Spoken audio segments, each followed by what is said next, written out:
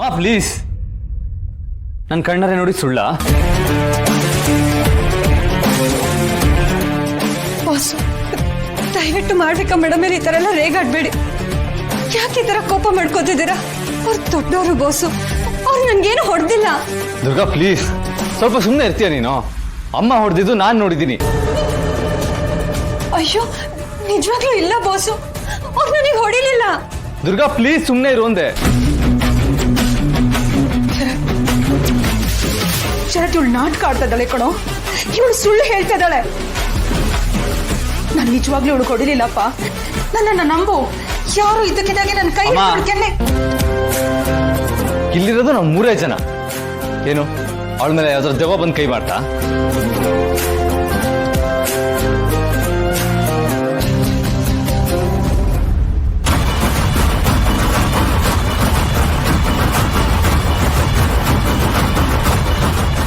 ಏನ್ ಮಾಡ್ಬೇಕಾ? ಶರತ್ ಹತ್ರ ನಾನು ಇಲ್ಲೇ ಇದ್ದೀನಿ ಅಂತ ಹೇಳ್ತೀಯಾ? ಹೇಳ್ ನೋಡು.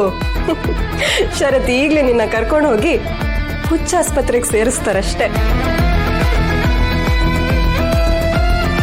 ಬಾಸು, ನಿಮ್ ದಮ್ಮಯ್ಯ ಅಂತೀನಿ, ಈ ವಿಷಯನ ದೊಡ್ಡದ್ ಮಾಡ್ಬೇಡಿ.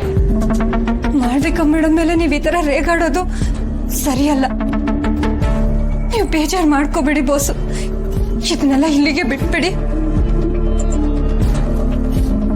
ಯಾಕಮ್ಮ, ಯಾಕೆ ನಿಮ್ಗೆ ದುರ್ಗನ್ ಕಂಡ್ರೆ ಅಷ್ಟು ಹೊಟ್ಟೆ ಉರಿ? ಬೆಳಿಗ್ಗೆ ಇನ್ನು ದುರ್ಗಂಗೆ ನನ್ನ ಕಂಡ್ರೆ ಆಗಲ್ಲ, ಅವಳು ನನ್ನ ಕಡೆಗಣಿಸ್ತಾಳೆ ಅಂತ ಕಂಪ್ಲೇಂಟ್ ಮಾಡಕ್ ಬಂದಿದ್ರಿ. ಇವಾಗ ನೋಡಿದ್ರೆ ನೀವೇ ಅವಳ ಮೇಲೆ ಕೈ ಮಾಡಿದಿರಲ್ಲ ಅಮ್ಮ. ನಿಜ ಹೇಳ, ನೀವು ದುರ್ಗನ್ನ ಕರೆಕ್ಟಾಗಿ ಅರ್ಥ ಮಾಡ್ಕೊಂಡಿಲ್ಲ.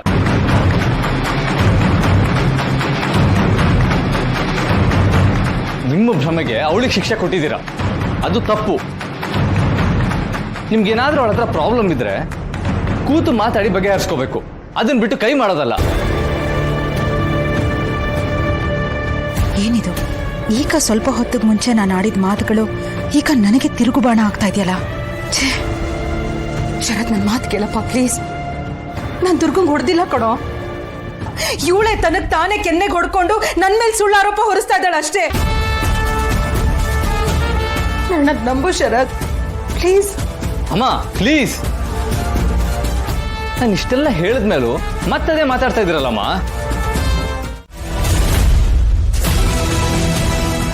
ಅಲ್ಲ ಶರತ್, ದುರ್ಗಾ ನಡಿ.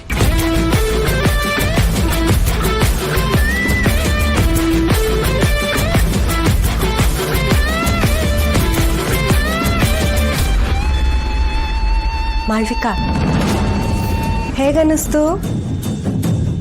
ಶರತ್ನ ನೀನು ದುರ್ಗಾ ವಿರುದ್ಧ ಎತ್ಕಟ್ಟೋದಕ್ಕೆ ನೋಡ್ತಾ ಇದೆಯಾ ಅಂತ ನನಗೆ ಮೊದಲೇ ಗೊತ್ತಿತ್ತು. ಅದಕ್ಕೆ ನೀನ್ ಹೆಣ್ದಿರೋ ಬಲೆಯಲ್ಲಿ ನಿನ್ನೆ ಸಿಕ್ಕಾಕ್ಸ್ದೆ. ಹಬ್ಬ, ಇವತ್ ನನ್ಗಂತೂ ಸಿಕ್ಕಾಪಟ್ಟೆ ಖುಷಿ ಆಗ್ತದೆ.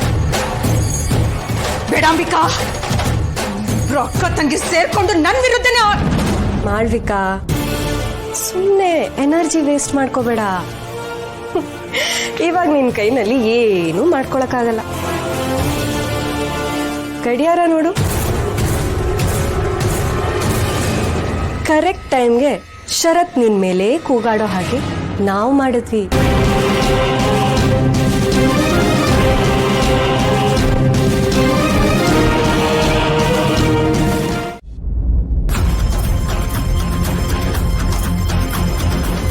ಮೈ ಗಾಡ್, ಅಮ್ಮ ಹೇಗೆ ಈ ತರ ಮಾಡೋದಕ್ಕೆ ಸಾಧ್ಯ?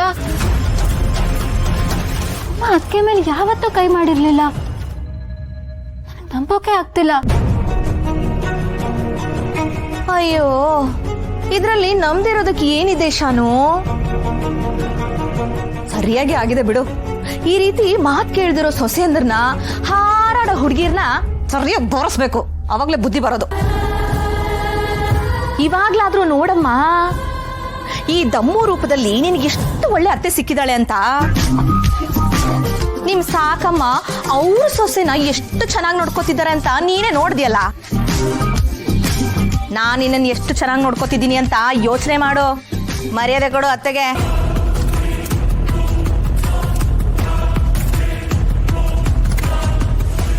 ಶಾನ್ವಿ, ನಮ್ಮಮ್ಮಂಗೆ ಯಾವಾಗ ಏನು ಮಾತಾಡ್ಬೇಕಂತ ಗೊತ್ತಾಗಲ್ಲ. ಅವ್ರ ಮಾತಿಗೆಲ್ಲ ನೀನು ತಲೆ ಕೆಡ್ಸ್ಕೊಬೇಡ. ನಿನ್ನ ರೂಮಿಗೆ ಹೋಗಿರೋ, ನಾನು ಬರ್ತೀನಿ.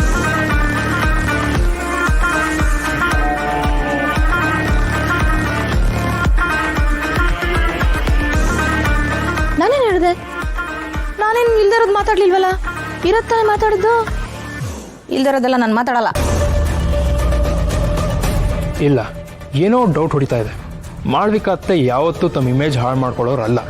ಯಾರು ಎದುರುಗಡೆ ಹೇಗಿರಬೇಕು ಅಂತ ಅವ್ರಿಗೆ ಚೆನ್ನಾಗಿ ಗೊತ್ತು. ಇಷ್ಟು ಓಪನ್ ಆಗಿ ದುರ್ಗಾ ಕೆನ್ನೆಗೆ ಹೊಡೆಯೋತ್ತಪ್ಪ ಅವ್ರು ಹೇಗೆ ಮಾಡಕ್ಕೆ ಸಾಧ್ಯ? ಅದು ಶರತ್ ಕಣ್ಣಿದ್ರೆ. No no no, something is wrong.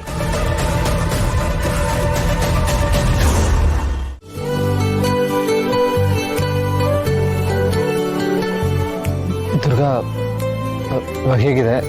ತುಂಬ ನೋವಿದ್ಯಾ?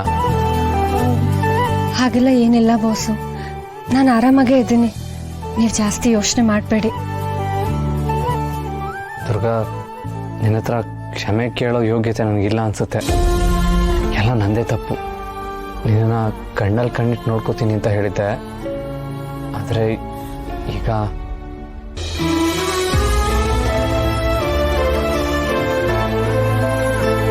ಬಾಸು, ನೀವು ನನ್ನ ಹತ್ರ ಕ್ಷಮೆ ಕೇಳೋ ಅಗತ್ಯನೇ ಇಲ್ಲ.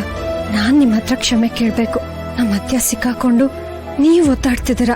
ಕ್ಷಮಿಸಿ, ನನಗೆ ಬೇರೆ ದಾರಿನೇ ಇಲ್ಲ ಬಾಸು. ಆ ಮಾಳ್ವಿಕಳ ಅಸಲಿ ಸತ್ಯ ನಿಮಗೆ ಗೊತ್ತಾಗಬೇಕು ಅಂದ್ರೆ ನಾನು ಈ ಥರದ ನಾಟಕಗಳನ್ನ ಮಾಡಲೇಬೇಕು. ಇಲ್ಲ ಅಂದ್ರೆ ಅವಳು ಇಡೀ ಸಂಸಾರನೇ ಹೊಸ್ಕಾಕ್ಬಿಡ್ತಾಳೆ. ದುರ್ಗಾ,